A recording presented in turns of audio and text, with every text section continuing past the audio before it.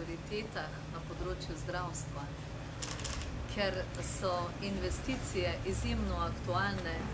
Najprej obljubim in seveda, kar tudi dokazujem, da se da graditi bistveno hitreje, pregledneje, bolj učinkovito in da bomo to imeli priložnost izkazati kar na nekaj investicijah, tako začetka novega kliničnega centra, kakor urgentnega centra, ki se že odvija tukaj v Ljubljani, potem mreže urgentnih centrov po Sloveniji in seveda kakšnega dokončanja tudi še nevrološke in pediatrične klinike v smislu opremljanja. Na področju skrbi za otroke naj omenim, da v tem mandatu so bili kar lepi posegi narejeni v smeri večje skrbi za otroke.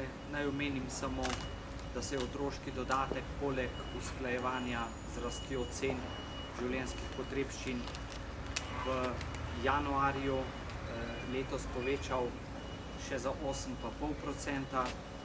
Potem drugi otrok je v vrtcu brezplačno.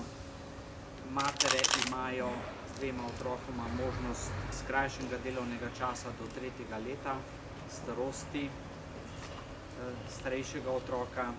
Potem matere s 4 otroci imajo možnost do 10. leta, če so brezposelne, do 10. leta starosti najmlajšega otroka, do kritja prispevkov za socialno varstvo strani države. Naj omenim tudi malico oziroma regresirano prehrano dijakov in podobno.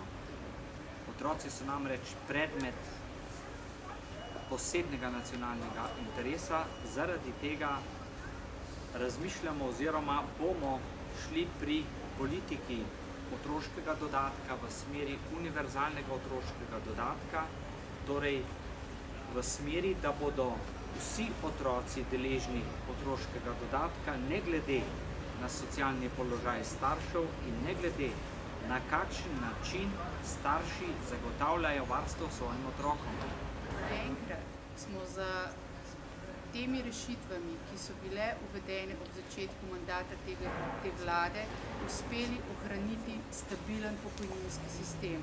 V tem trenutku ni bojazni, da pokojnine ne bi še naraščale, da ne bi bile še boljše. Naj spomnim, da smo ob začetku tega mandata uvedli dosledno usklajevanje pokojnin s plačami, kar, moram poudariti seveda, je eden izmed najboljših sistemov za upokojence, ki v Evropi obstajajo.